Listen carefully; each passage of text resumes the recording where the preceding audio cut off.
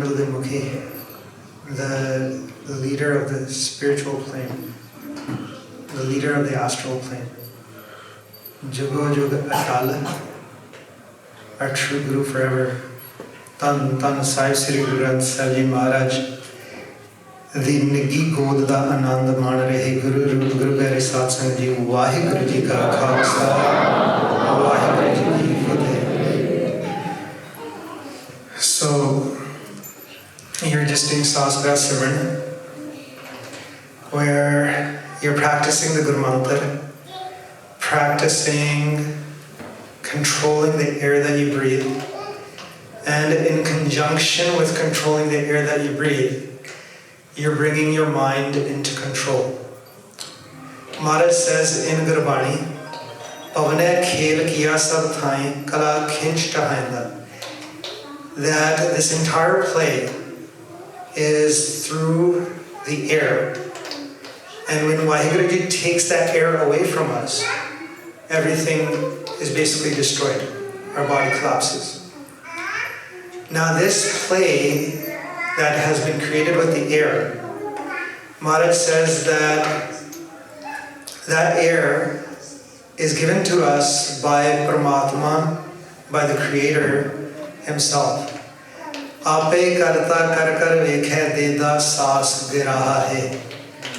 That the Creator has created this creation that we are all in, and He is watching over this creation, and at the same time, to sustain us, to keep us here, He's blessing us with a morsel of air. That air is crucial for us. That air is needed by this body, and our mind is connected with that air as well. Our mind that's connected with the air, it has a special relationship with the air. When the air is out of balance, our mind is also stuck in thought. When our mind is stuck in thought, our mind gets bogged down by lust, anger, greed, worldly attachment, and ego, which are from this area called Tamogun. And our mind comes into the company of the 5 thieves.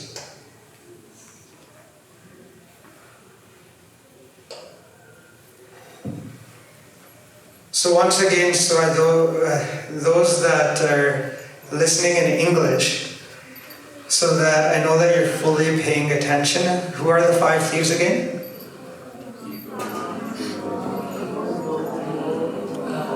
Okay, lust, anger, greed, worldly attachment, and ego. Kam, krodh, lobh, moh, ahankar. So these 5 are the generals of Kal. Kal's duty, Kal's instructions given to it by Vaheguru Ji Himself is to get the mind to play. Maharaj says, Kautak Kal e hukum bithaya, that to do different things within this Maya that entice the mind to try to stay within this sphere. Maya, the illusion, has 2 different forms. One is the physical, that starts from our own body, which Maharaj says, "E sarir sab mool hai Maya, dujai paye param pulaya." Then the other form of Maya is a subtle form, which is invisible, where Maharaj says, Rajgun, Tamgun, Satgun, e teri sab Maya. That this invisible Maya is within our body, and our mind continues to play within this invisible Maya. Maya makes us forget the Lord. Maya makes us forget our true purpose in life. Maya distracts us so that we cannot get to Nam. Maya is the reason that our mind constantly comes back into the reincarnation cycle of life and death. Within Gurbani, Guru Sahib teaches us that we must escape this area. This is in fact a sort of jail that we have to leave in order to meet the truth, in order to have peace for our mind. Within this area, as long as we are within the grasp of the five thieves, we are going to have tension, we're going to have anxiety, we're going to have stress. Maharaj teaches us that asa andesa band parana, mehal na pave, firat begana. That our mind enters asa andesa and has all these different wants and goals in this triloki, this physical world. With it come all these anxieties and stress for the mind. But the mind, in that sort of a situation, cannot find its true home. The mahal, the mansion inside. So one of the purposes of us focusing on the Gurmantra is to have the mind detached from the air. The air that we breathe, when it's not in balance, our mind is bound to either go towards Rajogun or Tamagun. Its natural sabha, its actual nature of the mind when it came into this world is pretty much Satoguni. But when we come here, we forget everything that we learned from our Lord in the mother's womb. And then we end up on this path between Rajogun and Tamagun. And what happens is that we can't find that entrance to the inner mansion. So in Gurbani, Maharaj teaches us how to bring our air that we breathe into control. So, for those that don't know, the 10th gate is closed by 3 different methods. Those 3 methods, one is that our mind is constantly in thought. Either it'll be at Rajogun when we're thinking about school, the economics of life, we're thinking of business, etc. Or we'll be at Tamogun when we're absolutely between just lust, anger, greed, worldly attachment, gossip, slander, all these negative qualities known as avgun. Or our mind will be at Satogun when it comes into compassion, contentment, humility, truth. That's called Satogun. Our mind is constantly caught up in one thought or another, and this is known as the Triloki, inside the Trigun. When our mind becomes thoughtless, when we have no thought, we are no longer within this sphere, we go into a place called Sun.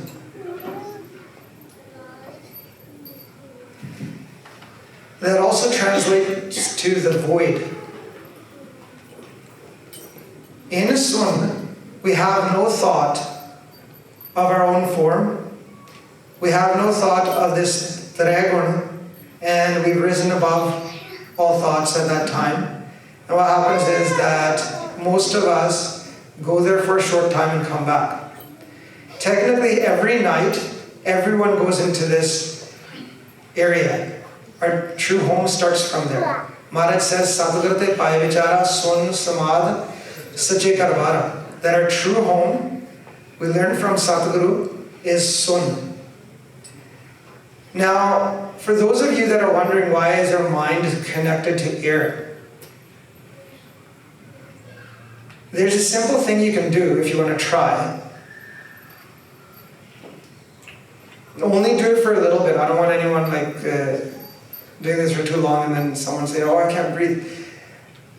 Hold your breath for just a second. At the same time, try to have a thought.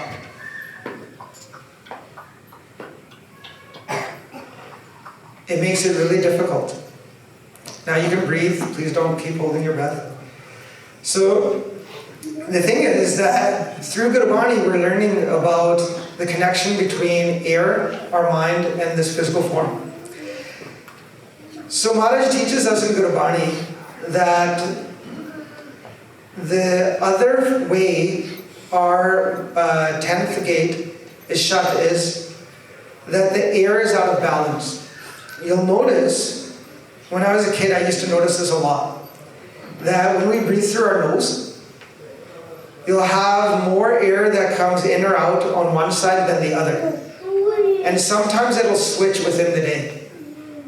So if you try to breathe through your nose, it's not always in equal balance on both sides.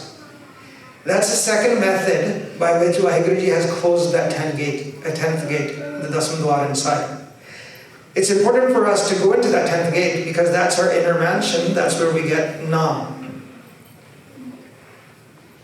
So who out of the kids understands what Nam is? Anyone?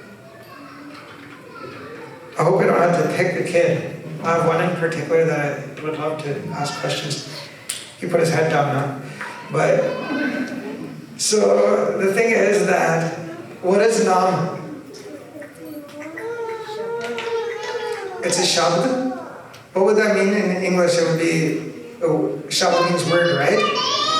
So, Guru Sahib teaches us, Nam is a celestial sound. So if you were listening to Katha yesterday in Punjabi, you may have understood that it's a celestial sound. So it's a sound that's not in any of our languages. It's a sound that's not in English, Gurmukhi, Punjabi, French. It's not in any of our languages that we speak. It's celestial sound that resonates throughout the entire universe. Maharaj teaches us ke naam ke tare sagle jant naam ke tare khand brahmand. That naam is the support for the entire universe, the entire world, all our forms. And through that naam is how this creation came into being. And if we do not figure out what that naam is, if we don't reach that naam while we are alive, what's going to happen is that we're going to have to be sent back into the world again, where we are going to be in a different form from this. I.e., we get another birth again, and then we start from zero again, just like we did in this life. And depending on what we've done in this life, it's not necessary that we're going to have a human form. If we don't do bhakti, if we don't do meditation upon the Lord, if we don't connect with the Lord, and we're busy doing karma, action within this world, depending on that action, it's going to be determined what next form we're given. God can put us into a rock. God can put us into the form of an ant. They can put us into the form of a mountain or a bird or something. But that's not going to be any good because the only chance to get out of this birth and death cycle is the human form. So, if we want to take advantage of the form that we've been given, then we are going to try to meet the Lord. Maharaj says, Pai parapat manukade huriya, gobind milan ki e teri bariya. Avar kaaj terakita nakam, milasad sangat paj keval naam. That our purpose in life is to get to that naam, to meet the Lord. And this is our opportunity. If we don't take advantage of it, we would have to start all over again. So how many of you people, the kids, play PlayStation? Really? Okay. It's probably more, no? Okay. So if we don't take advantage of this life, all these things that we like in this world, PlayStation, Nintendo, whatever we have, all these different things that we have in this life, that's all going to be given away to someone, and we're going to have to start from zero again. We're not going to remember who we were in our past life. That's why it's important that we take this opportunity, that this is your chance. This is your opportunity to meet the Lord. If you take advantage of it, then you can become one with the Lord. If you don't, what will happen is then you're going to have to start back from zero again. So, Maharaj teaches us that there's two paths within this Maya. One is called live, and one is called tat. Maharaj says, live tat loira hai hukmi kar kamai. That in this journey of life, we have two paths that we can choose from. One path is where these 5 thieves are basically going to be dominant to the mind, and they're going to make sure that the mind is fully asleep within Maya. That path is from Rajoguna to Tamoguna. The other path is the path of love, the path of live, which takes us from Rajoguna to Satoguna, where we enshrine good qualities inside ourselves. Compassion, humility, contentment, truth, love, contentment. We have all these good qualities inside us. And then at the same time we do bhakti. We say Vaheguru, Vaheguru. And we rise above this and then go into our home. If we don't do bhakti and we remain within this sphere, the way that our next life is going to be determined follows some different procedures. If at the end of life we are thinking about a certain object or a certain treasure that we're in love with in this life, that leads us to different juna, to different species.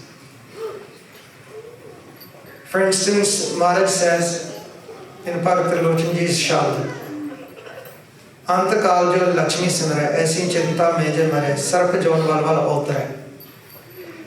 That those who at the end of life end up thinking about money, what happens is that in their next life, sarp jon valval otre, they become serpents. They enter the life of a snake. They don't get any hands and feet, they just wriggle around on the ground. Antakal jo ladke simre, aisi chinta mein je mare, sukar jon valval otre. And then Maharaj teaches us that if we think of children at the end of life, some parents end up thinking of the children. Then God decides that this person wants children, so they send that mind into the species of a pig. Because a pig has many children. Similarly, then they teach us how one ends up becoming a ghost, or there's even there's many different types of forms that this mind can enter. But if we remember the Lord at the end of life, then what happens is Antakal jo Narayan simre aisi chinta meje mare badat lochan tenar mukta pitambar vake hriday vase. That at the end of life, if we remember Vaheguruji, we remember the Lord, then we come to dwell within the Lord comes to reside within our heart, and then we end up absorbing into the Lord. Our coming and going comes to an end. The thing is that it's very difficult to remember the Lord at the end of life unless you have been remembering Him during life. As an example, when sometimes someone gets some sort of pain within their stomach, or say you step on a thorn and that thorn goes in your foot, and that hurts a lot. You can tell a lot as to where your mind is going to deviate to as soon as you speak. Some people call out to their mother, "Oh, that hurt." Or some people start swearing. But there's few that end up remembering the Lord within pain. Usually those that remember the Lord during pain, that in itself starts to alleviate the pain. The thing is that those who remember the Lord always, even during pain, they will remember the Lord. So it's important that we make sure that we are meditating and doing Nam Simran, doing Bhakti within this opportunity that we've been given of this life. Now the thing is that, say for instance, someone could ask, like, what if someone's not thinking of anything during the end of life? What happens then? So the most priceless commodity that we've been given, which includes this physical form of ours, is the air that we breathe. The air that we breathe is actually like a currency, which we are trading within the Trigun for different things that we get from Rajagun, Tamagun, or Satagun. These are known as shops within our body. Antar kot chaje had nale, ape leve vast samale. Bajar kapat jade jad jane kar sabdi khalanda. And Vaheguru Ji himself is sitting at another shop which is above the Trigun, which is known as the Temple of the Lord. Ramandar har ka haat hai, rakhya sabd swar. Within that shop is Nam. When we are in thoughts, we are actually using that currency and getting whatever exchange we're getting at Rajagun, Tamagun, and Satagun. In one manner, that's known as wasting our currency away.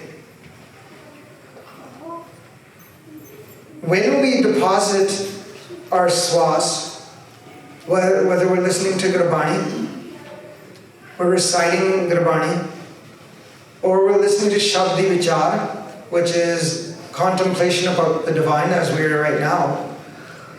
We're talking about the divine Lord, or we're meditating upon the Lord. At that time, the air that we breathe is not actually being wasted away. It's actually being deposited within Sun. And when Vaheguru Ji sees that we've deposited enough swas that is equal to us what we need to get that Naam, they bless us that Naam inside. We get to hear celestial sound inside. We get to taste Amrit, the nectar inside. And we can even get to a point where we start to see Prakash, light inside. If during the end of life we have no specific focus on any specific thing within this world, when God determines what form to send us into, if we haven't fully reached a Nam, at that point they count how many swas were spent at Rajogun, Tamogun, Satogun, and how many were deposited. This is done through the righteous judge known as the Dharmaraja and the Chittagupta that are the Dharmaraja's assistants. They constantly follow the mind, and they have a tally as to where our swas are being spent. That's why Maharaj teaches us that man ki patri vachani sukhi hu sukh sar. That if we really want peace, we should keep a tally ourselves as to where my mind goes. What am I thinking? Being focused in on yourself to try to determine where this mind is spending its swas, the air that we breathe, or how much it is depositing. That in return, by us focusing on ourselves, makes our thoughts come to basically a halt, because these five thieves, they're most active when we're not aware of ourselves. Maharaj says, Panch Pairua Dharma Rehte Tinka Nahi Patiyara Chet So Chet Chit Hoye Raho To Lai Pragas Ujara. That at the 9 doors of this body, these 5 thieves are very active. They wait for the mind to come around, so they grab onto the mind and basically push him around, or push the mind around. The mind has no gender. Push the mind around between Rajoguna and Tamoguna. Rarely do they let it even go to Sattva-guna. These 5 thieves, Maharaj teaches us that you have to be aware of them. That's why they're called thieves, because they're making it so that we spend all the currency of our swas within this area. As soon as we become aware of our thoughts, of ourselves, and specifically start looking as to how our mind goes into thought, then they become quiet. So, एक नाल जुगत है उधर पंजाब च दस दिन हैं जे तुसी अपने आप दी विचार करते हैं कि साढ़े फुरने विचार किमें बढ़ते हैं कितों आउंदे हैं ते ये जिहड़े 5 चोर है वो फिर चुप होने लग पैंदे क्योंकि ये नहीं चाहते कि इन्हां दा जिहड़ा सीक्रेट है जां इन्हां दा जिहड़ी प्लान है वो तुहाडे मूहरे प्रगट होवे ते तुसी इन्हां नूं कंट्रोल अपने हाथ च कर लो. So they don't want that. The 5 thieves don't want you to be able to know how they basically manipulate the mind. Say for instance, at the end of life, if we have spent the majority of our swas on Rajoguna, these Triguna are connected with air, water, and land outside, known as the Roki. Sattva-guna has a connection with the abode of air, the sky, Akashla. Akash means sky, or also means ether. So where this air has absorbed, it is also known as sun, but this area, the sky, has a connection with Sattva-guna. Rajoguna has a connection with the earth, known as Bhumlok. Tamoguna has a connection with Patal, which is under sea level.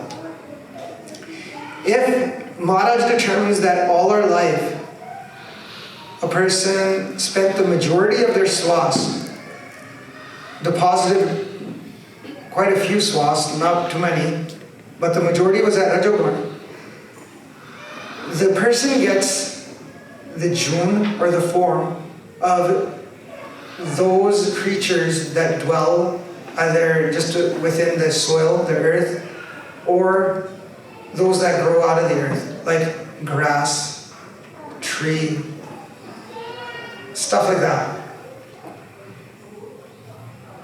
If the majority of swas was spent at Tamoguna, then what happens is the person gets the form of those creatures that are below sea level, usually fish, whales, and whatnot, that are within the oceans. And in fact, out of the 8.4 million species, of which the human body is considered the highest form that we can get, the best form to have, half of the 8.4 million species are underwater. The rest are distributed between land and sky. If someone spent most of their swas at Sattva-guna, then that mind gets sent into the form of a bird.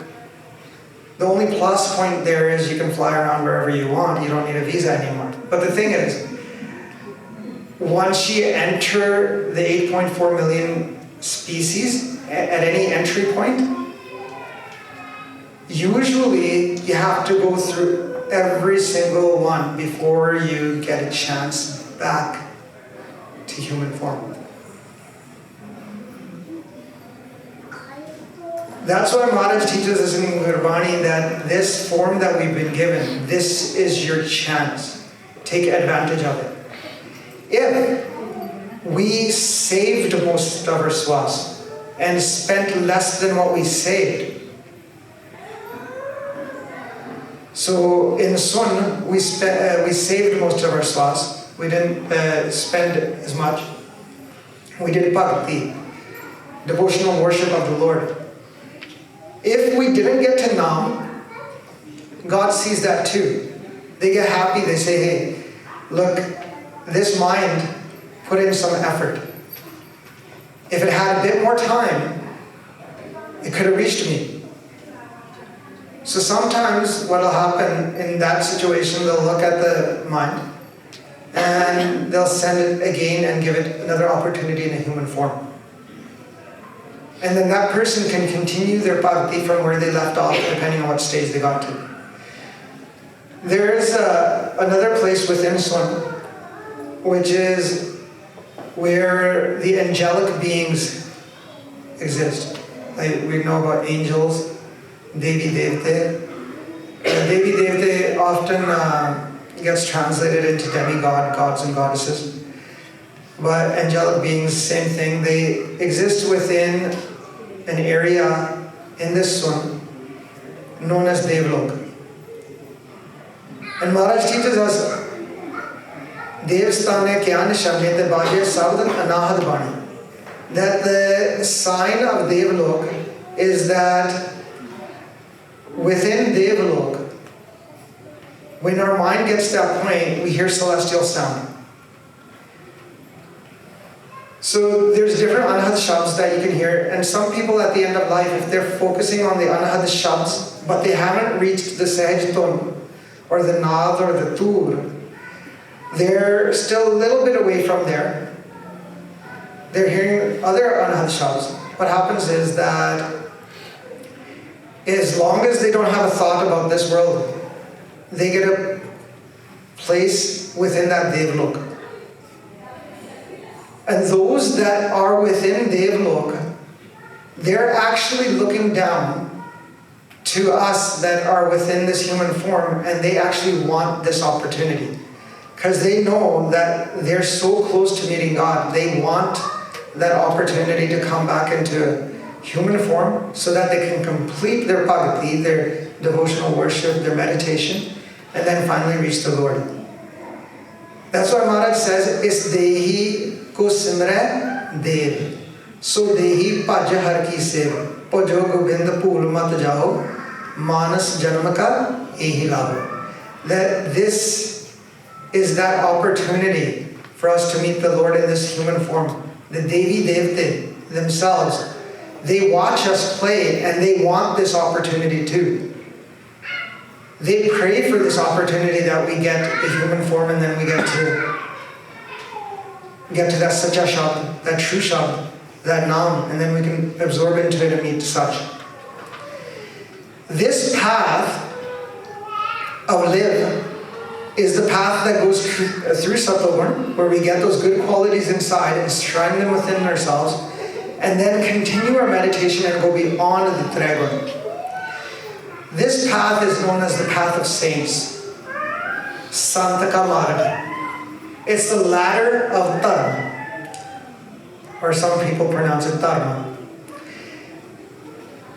It's the ladder of Dharma. Maharaj says, Santaka Marga Dharma ki paudi kovard bhagi pai. That this path is for those who have great fortune. They go upon this path, they're blessed by God. And then they do their meditation and they're actually practicing the ultimate truth. Dharma. What's the ultimate truth?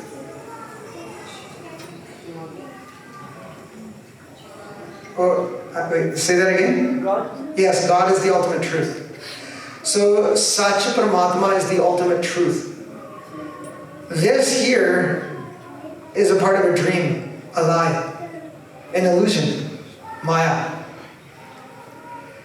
So when we are practicing the ultimate truth, we are practicing true Dharma. Maharaj says, Sarva Dharma Shreshth Dharma Harko Naam Jap Nirmala Karma. That if we want to practice true Dharma, what that means is that we will practice connecting with the Naam, and doing those karma, those actions within this world that don't put filth upon our mind. Those actions that bring us out of this Triguna. For instance, how we listen to Gurbani, we listen to Kirtan, the Shabds being sung. We listen to Nam inside, the divine word inside, if we can hear it. Those type of actions, they take the filth off our mind. They cleanse our mind. So when we go into our true home, by that point, our mind has been quite cleansed. And then at the end, when we get to see the ultimate truth, the divine Lord, then Maharaj calls the divine Lord Satguru as well. Maharaj says, Nadri Satguru Seviya, Nadri Seva Hoy, Nadri Iman Vasave, Nadri Man Nirmal Hoy. That with the sight of our mind, with our mind, we get to see the Lord. And when we look at the Lord, what happens is, at that time, we are serving the Lord. And when we serve the Lord, what happens is, our mind then becomes totally purified. And our mind then merges into the ultimate Lord. So here's a question. After explaining that, if I was to ask for one word, which is typically used, what does dharma actually mean in English? This is a tough one. Think about it. Don't be afraid. I'm not going to say anything. I won't be embarrassed.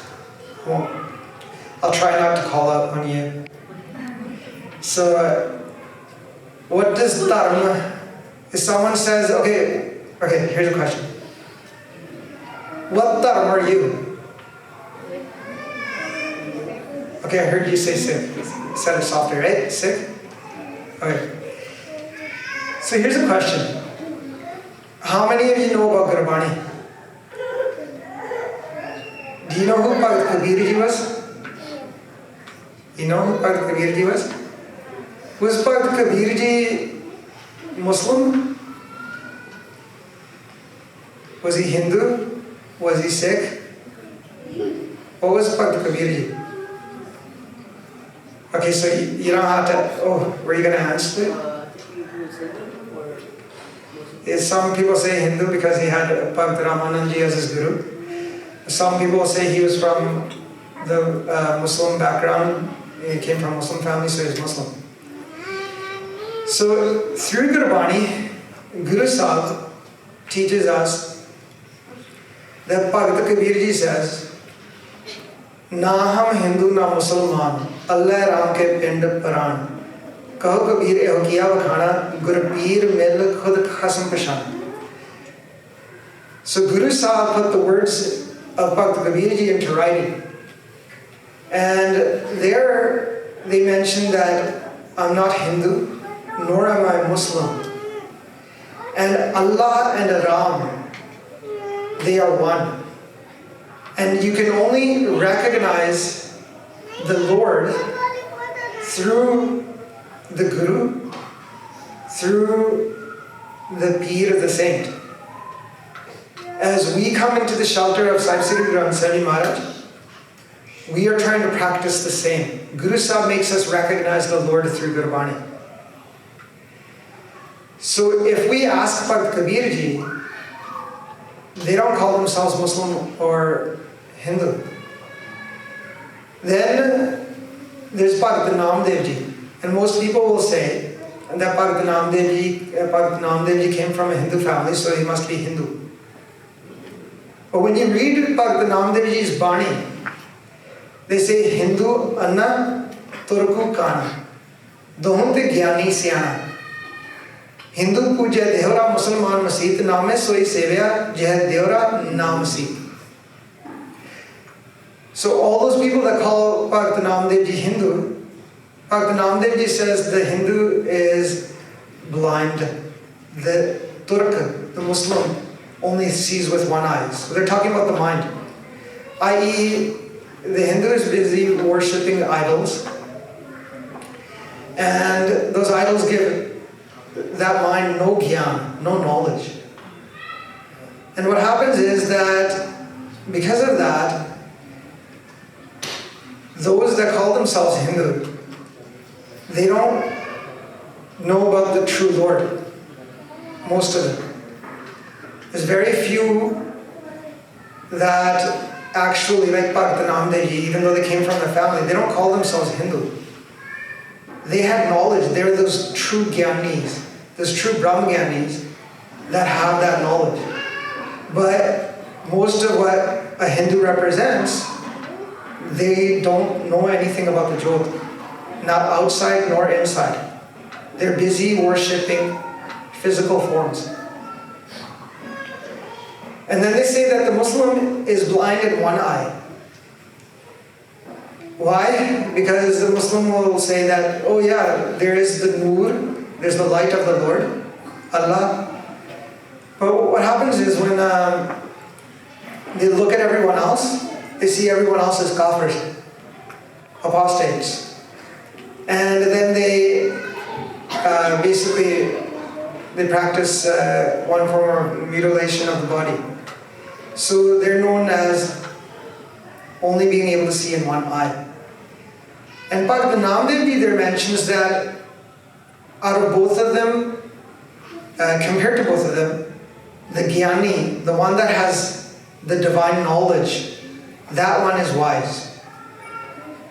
And they say that while the Hindu goes to the temples to worship, the Muslims go to the masjid, I worship the Lord that's inside. So think about this. Guru Granth Sahib Ji Maharaj's Bani has the hymns of saints, of bhagats, that were from different time periods and from different communities, different backgrounds, but they all teach one path. That path that goes right back to our root, our origin. So when most people translate Dharma, they say it's religion. But the thing is that translation has actually been imposed upon us. Dharma means actually to be practicing the ultimate truth. Since the beginning of time, when eventually this world was created and it got populated, different devotees through the golden age to now the dark age, those that practice the ultimate truth, they're all known as Gurmukhs.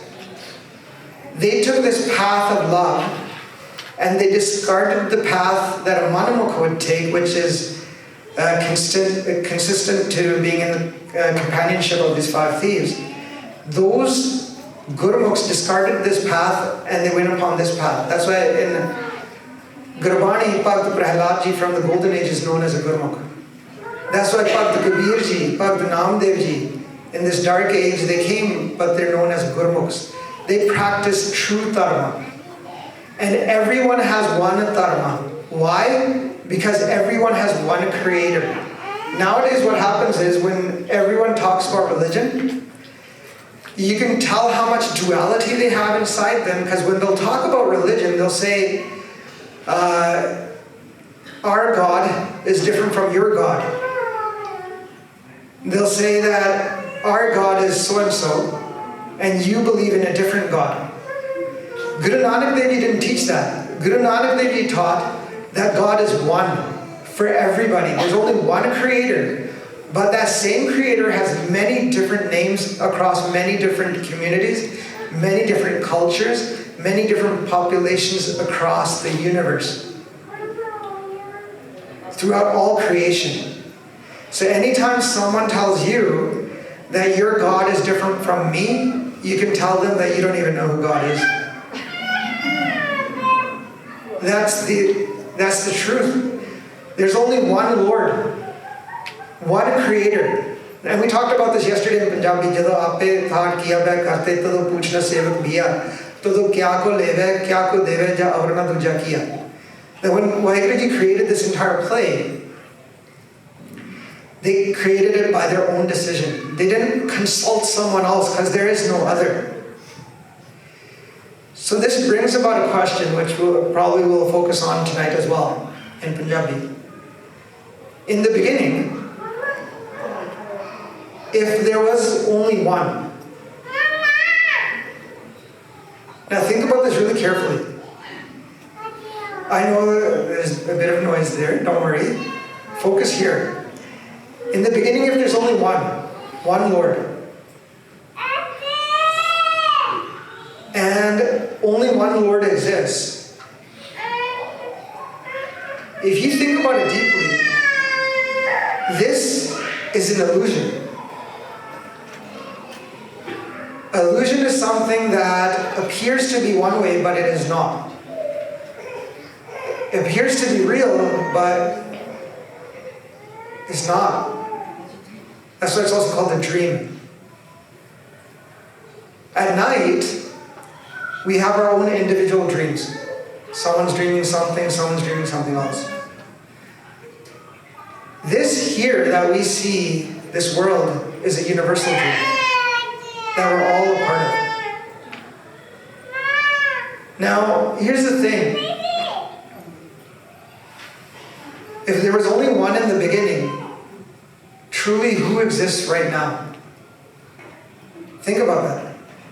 Anyone have an answer? If there's only one in the beginning, what would he create all this from? From himself. From himself. So if he creates from himself, then in reality, who actually exists? Who is actually here right now? God. Only that one. Then, if only that one exists now, who's going to be here forever? Only God. Here's the question. Who are you then? Who am I? We all think, I think, oh, I'm Ranbir Singh. I'm 5'5" or maybe 5'6". I look like this, I look in the mirror. Right? And the thing is that I think that this is me. But the reality is, it's that one that has taken up all the different forms. Sometimes, when you really contemplate this deeply inside, and you close your eyes and you think about this, and you try to take your mind back to the beginning, just thinking about it in concept, that there's only one. When next time you open your eyes and you look around and you look at yourself, then your mind is astonished as to what this is. This is a magnificent play that Vaheguruji has created, in which only He is playing and only He exists. And this play has so many different layers to it. You can only have that type of way of learning about it depending on your level of consciousness. If you're only up to the Triguna, you'll only be able to think of yourself as a body. If you're starting to rise above this, you'll understand that you're not a physical form. And if you get to here, then you realize that there's no one except the ultimate truth. So that's something that we are to contemplate. And as we go further, Maharaj Kirpana will have more topics like this, hopefully through the next few days. So before we do Samapti, let's do some Abhyaas. And let's start the Guru Mantra again.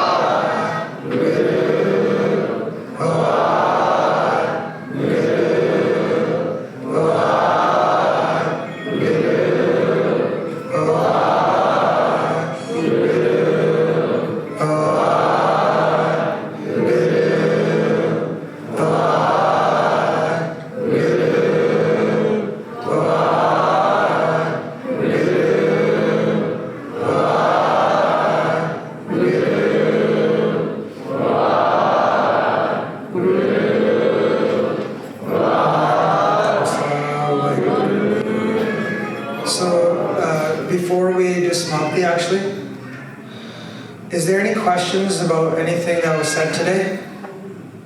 Is there any questions in English that any of you have that are related to Gurmat? That is about this path or about meditating? No. Okay, so hopefully everyone knows everything. That's good. So, Ajay Niya hi bentiyan san. If I'm speaking, I've made any mistakes, please do forgive me. Akharwada ka tapul chak maaf karne ji. Agla program ਅਸੀਂ ਗੁਰਮੁਖਾਂ ਪਾਸੋਂ ਸਰਵਣ ਕਰਦੇ ਹਾਂ ਜੀ। ਵਾਹਿਗੁਰੂ ਜੀ ਕਾ ਖਾਲਸਾ